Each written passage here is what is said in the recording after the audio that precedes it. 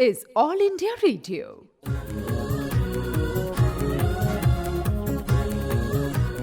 Life must go on. All India Radio in collaboration with Vigyan-Prasar presents science serial Life Must Go On, based on understanding and managing sustainable development. Let's listen to episode number 37, titled Sweet Fruits of Conservation.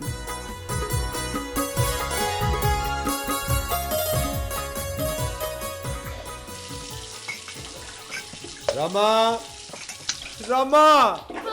When will I get my breakfast?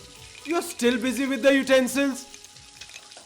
Oh, Sandeep, you already know Sundays are always busy for me. Unless the utensils are washed, how can the breakfast be served? But Rama, I'm hungry. I need my breakfast. I know, but do you also know that my friend Dr. Aarti and her husband, Dr. Pradeep, are coming over today? I know that. So, won't you be welcoming them? I will, but it has nothing to do with my breakfast. I'll do one thing. I'll sort out your problem. Shanta? Yes, ma'am. You finished the washing up. And Manisha? Yeah. Dear, you start making breakfast for Sandeep while I go and take a bath quickly. Rama. Oh, anyways, you go and have bath. Go. Rahul, Yes, Papa. where are you off to so early in the morning? Is your guitar practice classes still going on? No, Papa. I was just going to Ravi's house to pick up some notes on conservation and life. Oh, really? Yeah. Do you think Ravi will make better notes than you? Papa. And anyway, Dr. Aarti and her husband Dr. Pradeep are due to arrive any time now. Oh. And it looks like there will be no breakfast for me today. No, Papa. Rahul. Yeah. Why don't you stay back a bit, please? But Papa. And go to Ravi's house once our guests leave. And I have a better idea.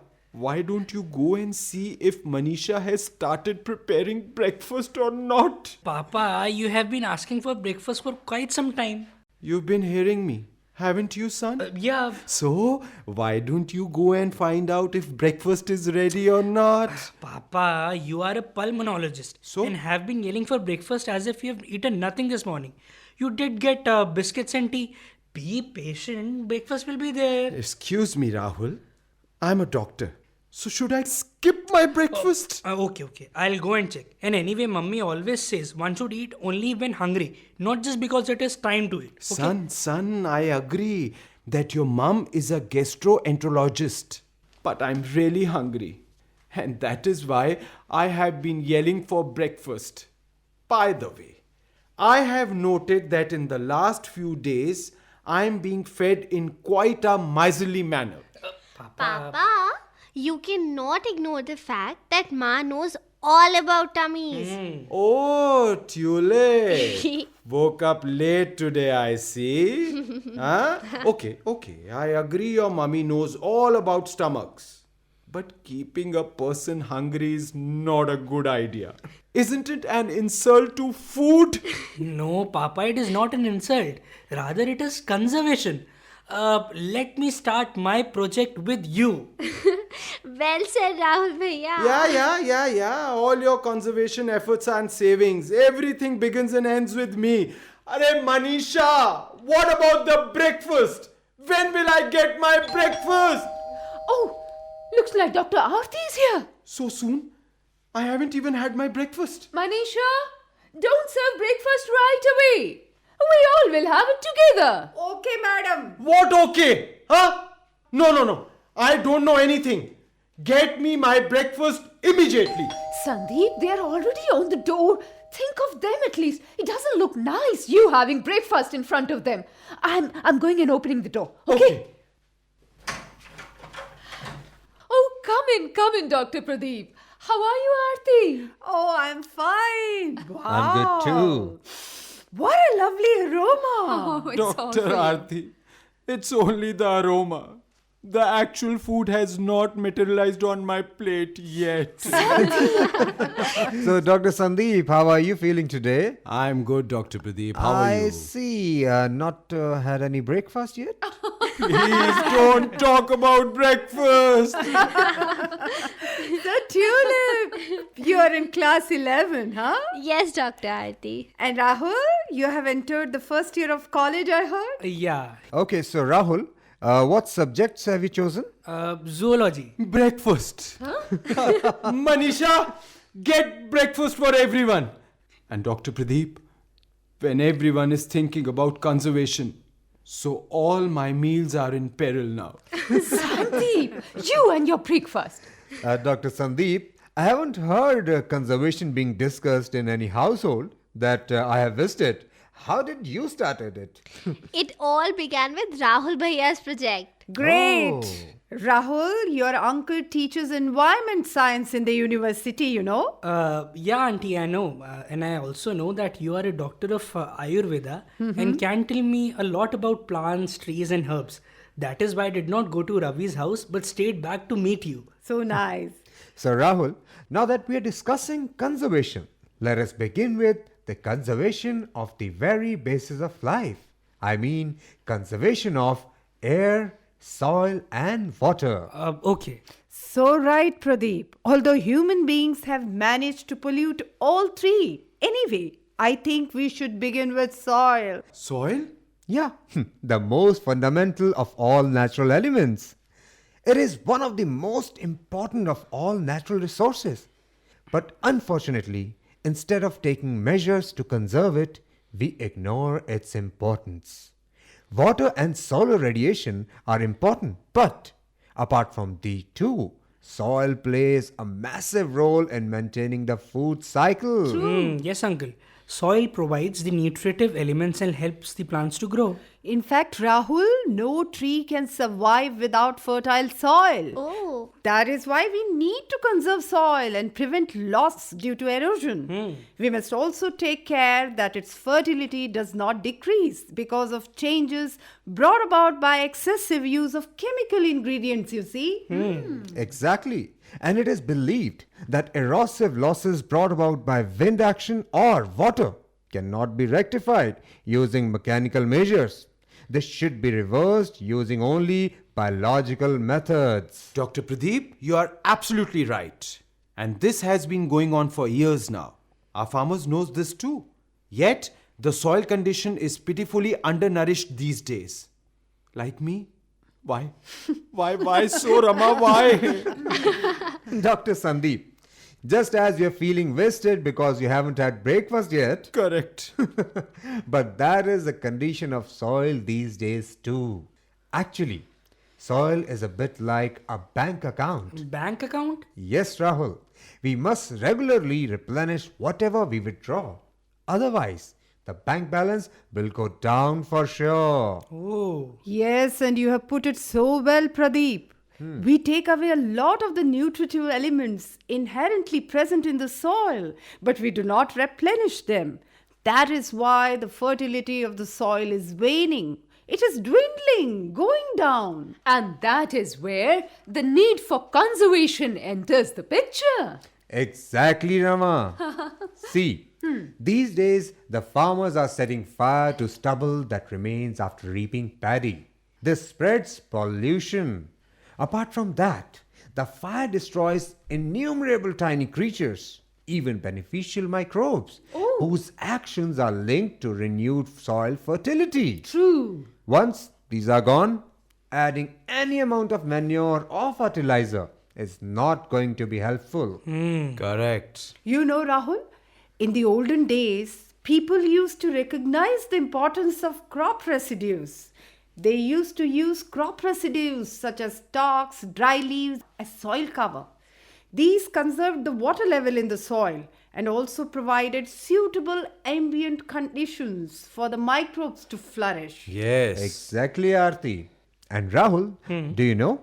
Most crops retain 70 to 75% of potassium in the stalks. Okay. And we burn these as waste instead of burying these crop residues in a pit and composting it. That way, we would not need to buy expensive potassium fertilizers. Oh. Yes, absolutely. And in urban houses, the wastage of these nutritive elements is maximum. Right. Huh? How so, Papa? Tulip, I'm referring to all the food waste emanating from our kitchen that can be broken down by nature. Huh? I mean fruit and vegetable waste. You know, everything that can be decomposed naturally. If only we segregate these biodegradable waste from the waste that cannot be biodegraded. Oh. There'll be no longer be massive mountains of refuse. And we will also not need it to buy expensive chemical fertilizers. We can even compost the waste in green bins. Yes, indeed, Tulip. Quite right. The compost made using biodegradable waste is said to contain 15 to 16 nutritive elements, whereas chemical fertilizers or NPK fertilizers have just 3. Wow, Papa, you know a lot about soil. I thought all you knew about were lungs. Rahul, I have to keep track of a lot of things if I have to take care of you all.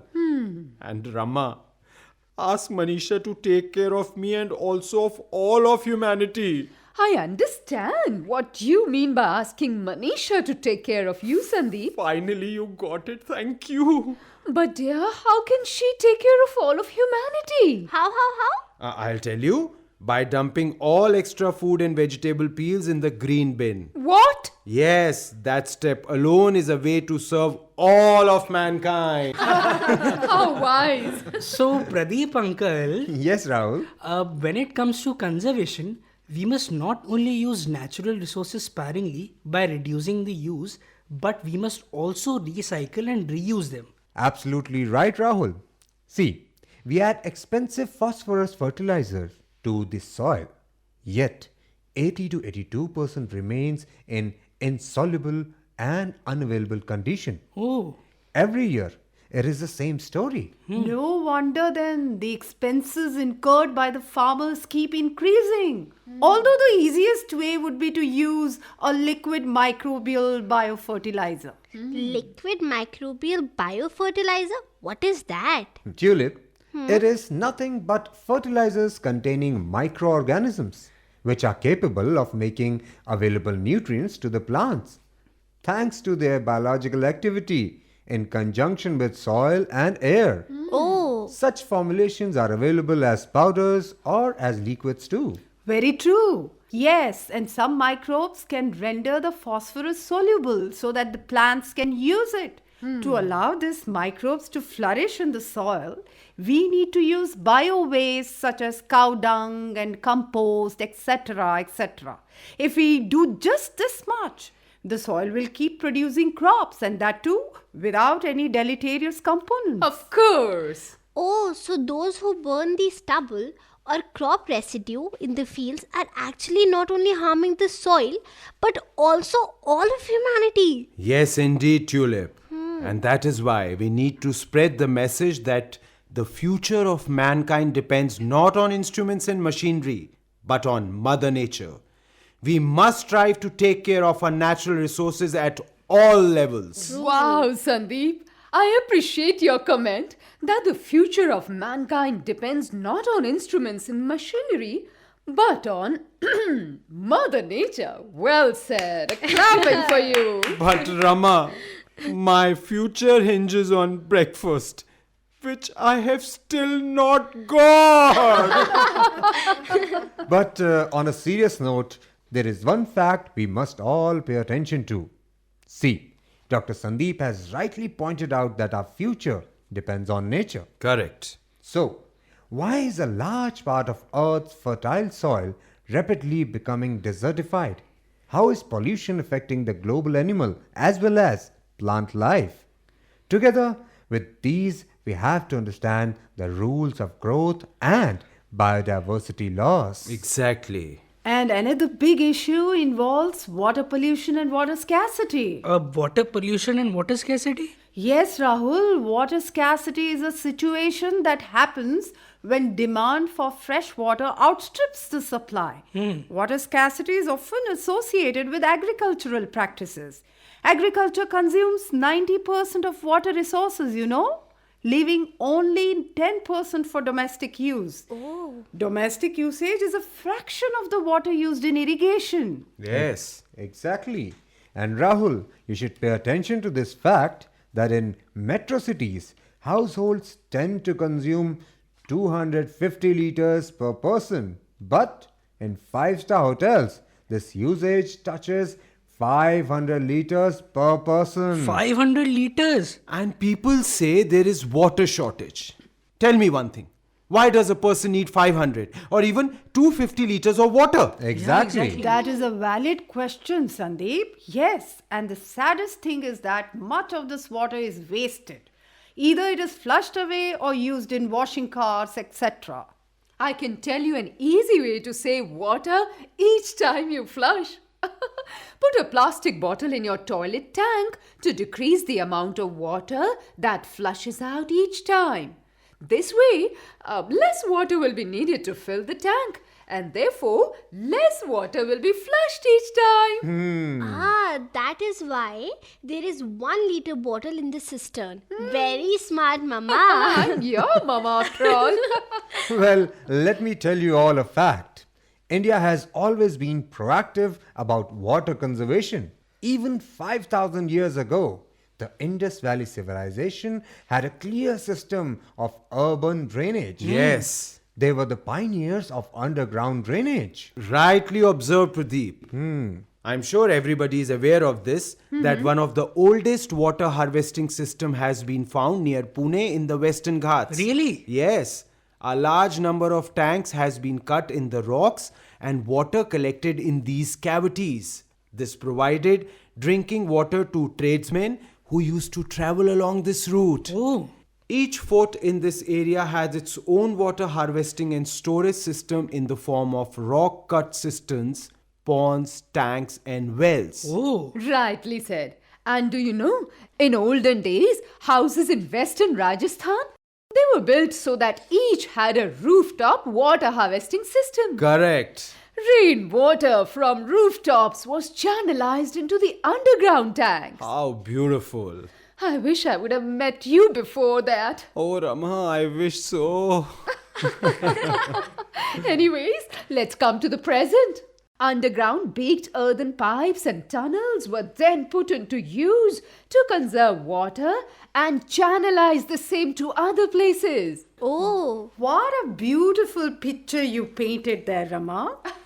In fact, in rural areas, flood water quickly flows to the rivers. True. Seasonal rain-fed rivers dry up soon after the rains stop. It is necessary to stop the loss of this water and to conserve or store it. In fact, a popular method of conserving water in the urban areas involves rainwater harvesting. You know, Tulip? It involves collecting rainwater, falling on the roofs of buildings and storing it in underground tanks for later use. Oh. This not only recharges groundwater levels, but also helps augment water supply and ensures water security in the face of scarcity, you see. It is very helpful in times of need. Very rightly said, Aarti. Water conservation leads to enhanced availability of water, and it helps to counter declining in water table level too. It is environmental friendly by diluting fluorides and nitrates and even brackishness. The quality of groundwater is enhanced. In urban areas, water conservation is an instrument to combat water erosion and inundation. Well, remember Rahim's doha on water. Rahiman pani rakhiye, bin pani sab soon. Pani gaye na ubre, moti manas choon. How correct. Water is most important. Okay, thank you. Now let me come to my subject. We all know the harmful effect of air pollution. Right. Remember, recent newspaper reports have highlighted how Delhi became a gas chamber. And the scariest fact is that it is not just the capital of India, but many other towns and cities that are similarly affected. But Papa, Yes? people are installing air purifiers in house these days. And cars are being manufactured with built-in air purifiers. Tulip, that is the part of the problem. The cars that have air purifiers are the cars that are causing the pollution in the first place. The increase in demand of electricity is fueling the growth of air pollution. It is poisoning the air because we generate electricity by burning coal. Very good point, Sandeep ji. In fact, we must, as Rahul has pointed out, reduce, reuse, and recycle. The Earth's natural resources are limited, but human greed has no limits. That is why we need to conserve natural resources. Exactly. Really, Aarti, there is no understanding in human beings. You know, we were so lucky to get such a beautiful planet filled with the colors of biodiversity. And now we are looking for extraterrestrial planets after having almost destroyed our own. Well said, Rama. Oh, thanks. You're welcome, my dear. And you know, we have till now not been able to detect life on any other planet. And even if there is a faint chance that life may be present elsewhere, it will take us thousands of years to reach. True. And perhaps when we do reach, that is, if we do reach, Of course. we may find that we are unable to even breathe freely on the new planet. No. The answer lies in conserving the resources we still have. Exactly. Just imagine, Dr. Sandeep, a 300 ppm concentration of carbon dioxide in the atmosphere used to be thought to represent the danger threshold. But we have breached that to reach 400 ppm, and this value is climbing. Exactly. No wonder the earth is fiery with anger and global warming is leading to climate change. No wonder. This in turn is ushering in new illnesses. Pest attacks on crops are on the rise. Unseasonal rains, unprecedented droughts, desertification are the common fallouts being experienced today. Very sad. Really sad scenario, that is. In fact, the solution is easy enough though. In summer, we should wear loose-fitting cotton clothes to feel comfortable. But no, people will insist on wearing tight-fitting clothes, switch on the AC and curse the heat. The same situation can be seen in winters when heaters will be switched on, electricity will be wasted, but thick woolens will never be worn. Yes, Aarti auntie. When I was researching water conservation techniques for my project, I found that there are many methods that have already been laid down, especially for water deficient areas and also those areas where there is scanty rainfall. People seem to have forgotten many of these effective methods. Although recently, there was a report that by adopting irrigation and water conservation system dating back to the Mauryan times, some parts of Bihar have managed to counter the water crisis of the area. Rahul Bhaiya, our teacher told us that in Rajasthan, people used to build large dams called Khadin, Johar and Tankas to store water. Yeah. These methods have been effectively utilized in Uttar Pradesh, where these are called as Jal Telais. And it is also known as Haveli system in Madhya Pradesh and Ahar in Bihar. Mind-blowing, Tulip. You know a lot about these practices. Pradeep, my daughter is brilliant. Exactly, just like Rama. Well, you can say that. And uncle, my teacher has also said that each one of us should adopt a way to save water, even if it means conserving just a drop. Great. We should use only that much of water that we actually need. We should spread the message of water conservation among people. And we should also encourage friends and neighbors to find new and innovative ways to conserve water. We should ensure that our homes are leak-free. Often, our tanks and toilets leak. We should ensure that this does not happen. Tulip, you have summed up my entire project. Say thank you to Tulip. And we must avoid flushing the toilet unnecessarily. Do not leave the tap running while you're brushing your teeth or soaping your face. And Papa and Bhaiya, while washing the car, use water from the bucket. Don't use a hose pipe. Papa, I've told you many times. Yeah. Next time we'll take care of it. And do not discard water that has been used for washing vegetables, rice or lentils. We can use it to water plants or clean the floor. And collect water in buckets or drums. Always keep these containers covered and you can reuse this water later. Water the plants, mop the floors, wash the car. Catch your breath. Yes, Mom. Yes, Mom.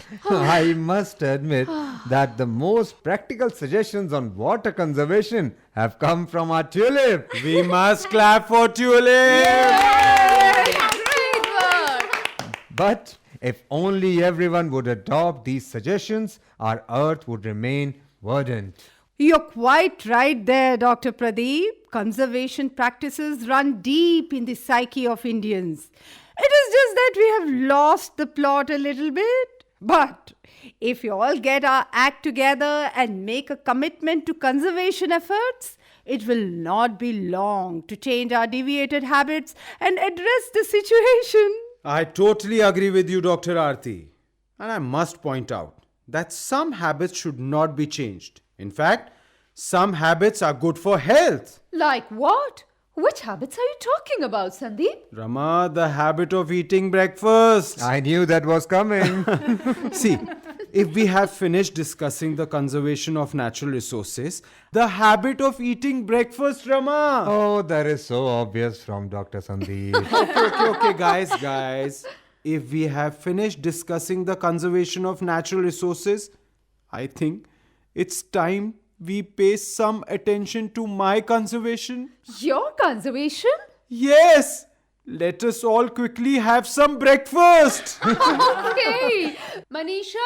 Yes, madam. Set the table quickly. Serve the paneer pakoras, Wow, paneer pakoda, halwa, halwa, sandwiches, sandwiches too. and tea for all. Yay! Tasty food. Guys, looks like the fruit of conservation are sweet.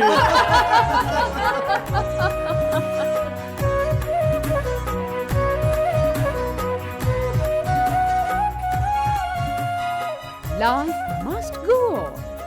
You were listening to the 37th episode of this science serial, produced by All India Radio in collaboration with Vigyan-Prasar, titled Sweet Fruits of Conservation. Coordinators were Dr. Chandar Mohan and Dr. B.K. Tyagi. Research and script, Dr. Anurag Sharma. The episode was directed by Sudarshan Kumar. Presented by Dilip Jha. Recording and mixing, Sharad Sharma. And the participating artists were Nikhil Diwan, Tulip Fazal, Gaurav Devgan, Naina Sagar, Pranshu, and Mamta Malkani. Hey listeners, please stay with us. Here are 2 questions for you. The lucky winner will get an attractive prize from Vigyan-Prasar.